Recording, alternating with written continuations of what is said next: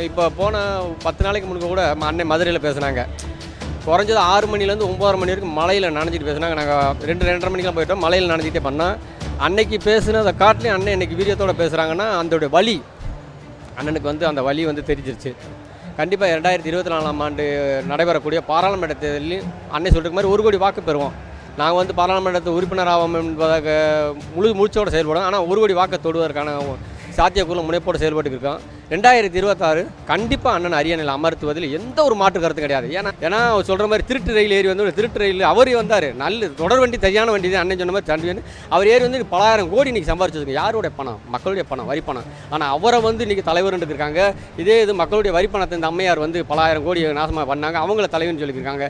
M தலைவர் மேதகு அதாவது தமிழ் மக்களுக்காக இவ்வளோ தூரம் கடுமையாக பாடுபட்டு தான் மண்ணை மீட்டெடுக்கிறக்காக போராடினேன். எம் தலைவர் வந்து தலைவர்னு சொல்கிறதுக்கு யோசிக்கிறாங்க. உலகம் போட்டு ஒப்பற்ற தலைவர் மேதகு பிரபாகரனுங்க. ஒரே சின்ன கருத்து, கடவுளை காட்டி என் தலைவர் எப்படி உயர்ந்தவர்னா புராணங்களில் சொல்லுவாங்க.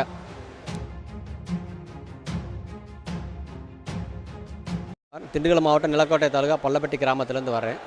நான் வந்து வீரத்தமிழர் முன்னணியில் தொகுதி பொறுப்பாளராக பயணிச்சுக்கிறேன். இப்போ என்னென்னு கேட்டிங்கன்னா, இன்றைக்கி வருகை தந்திருக்க மாவீரர் நினைவு போற்றுவதற்கு வந்திருக்க அத்தனை உறவுகளுக்கும் எம் தலைவர் மேதகு பிரபாகரன் சார்பாகவும் நான் ஒரு புரட்சிகர வாழ்த்துக்களை தெரியப்படுத்திக்கிறேன். இன்றைக்கி வந்து நான் வந்து பலமுறை, அதாவது சென்னையில் 4 முறை போயிருக்கேன், திண்டுக்கல் போயிருக்கேன், தக்காளி போயிருக்கேன், தேனிக்கு போயிருக்கேன். ஆனால் அண்ணனுடைய பேச்சு வந்து இன்றைக்கி வந்து ரொம்ப வீரியமாக இருந்துச்சு.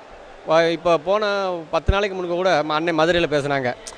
குறைஞ்சது 6 மணிலேருந்து 9 மணி வரைக்கும் மழையில் நனைஞ்சிட்டு பேசுனாங்க. நாங்கள் 2-2:30 மணிக்கெலாம் போயிட்டோம். மழையில் நனைஞ்சிட்டே பண்ணோம்.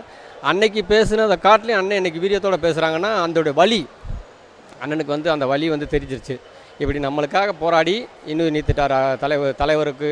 நம்ம மாவீரர்கள்லாம் நீத்துட்டாங்க. தலைவர் நம்மளுக்காக இவ்வளோ பண்ணியிருக்காரு. ஆனால் நம்ம மக்கள் இன்னும் வந்து புரிதல் இல்லாமையே நம்ம இப்படி பயணிச்சுருக்கோமே, இப்படி காலத்தில் இருக்குமே, காலம் வந்து குறைவாக இருக்கிறது. அந்த இதுக்குள்ளே வந்து ஒரு அண்ணன் தலைவருடைய கொள்கை கோட்பாட்டை சுமந்து செல்கிற அண்ணனை வந்து ஒரு அரியணையில் உட்கார வச்சு மக்களை காப்பாற்றணும்னு துடிச்சுக்கிறவருக்கு இவங்க வந்து சரியாக செயல்பட மாட்டுறாங்க. அண்ணன் சொன்ன ஒரு கருத்து, அருமையான கருத்து சொன்னார்.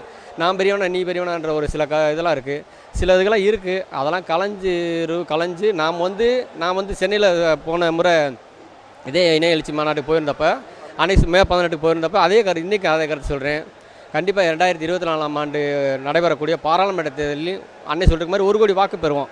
நாங்கள் வந்து பாராளுமன்றத்தை உறுப்பினராகும் என்பதாக மூச்சோடு செயல்படும். ஆனால் 1 கோடி வாக்கை தொடுவதற்கான சாத்தியக்குள்ள முனைப்போடு செயல்பட்டு இருக்கோம். 2026 கண்டிப்பாக அண்ணன் அரியணையில் அமர்த்துவதில் எந்த ஒரு மாற்று கருத்து கிடையாது. ஏன்னா மக்கள் இன்றைக்கி வந்து ரொம்ப சின்னவனமாகி கிடக்காங்க. அது சொல்கிறது என்னென்னு கேட்டிங்கன்னா, இன்றைக்கி ஒவ்வொரு நாளும் அதாவது சொல்லுவாங்க, ஜெயலலிதா அம்மையார் இருக்கும்போது என்ன சொல்லுவாங்கன்னு கேட்டிங்கன்னா, விழிச்சு எந்திரிச்சு பார்த்தா அமைச்சர்கள்லாம் வந்து நம்ம பதவியில் இருக்குமா நினைக்க மாட்டாங்கன்னு முழிச்சு பார்ப்பாங்க.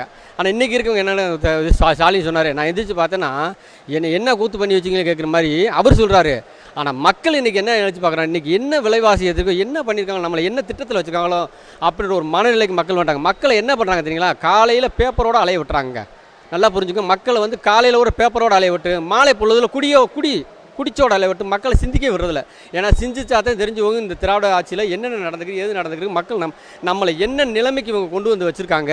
ஏன்னா சொல்கிற மாதிரி திருட்டு ரயில் ஏறி வந்து திருட்டு ரயில் அவர் வந்தார். நல்ல தொடர் வண்டி சரியான வண்டி தான் அண்ணன் சொன்ன மாதிரி தண்டி வந்து அவர் ஏறி வந்து பலாயிரம் கோடி இன்றைக்கி சம்பாரிச்சிருக்கு. யாருடைய பணம்? மக்களுடைய பணம், வரி பணம். ஆனால் அவரை வந்து இன்றைக்கி தலைவர்னு இருக்காங்க. இதே இது மக்களுடைய வரி பணத்தை இந்த அம்மையார் வந்து பலாயிரம் கோடி நாசமாக பண்ணாங்க. அவங்கள தலைவர்னு சொல்லியிருக்காங்க. எம் தலைவர் மேதகு அதாவது தமிழ் மக்களுக்காக இவ்வளோ தூரம் கடுமையாக பாடுபட்டு தான் மண்ணை மீட்டெடுக்கிறக்காக போராடினேன். எம் தலைவர் வந்து தலைவர்னு சொல்கிறதுக்கு யோசிக்கிறாங்க.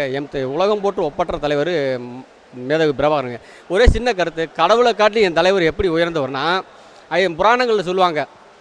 சிவன் வந்து பார்வதி குளிச்சுக்கிருக்காங்க.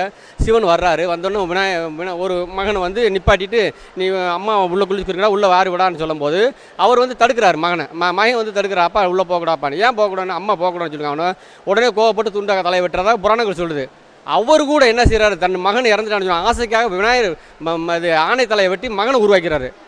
ஏன் தலைவர் அப்படி கிடையாது.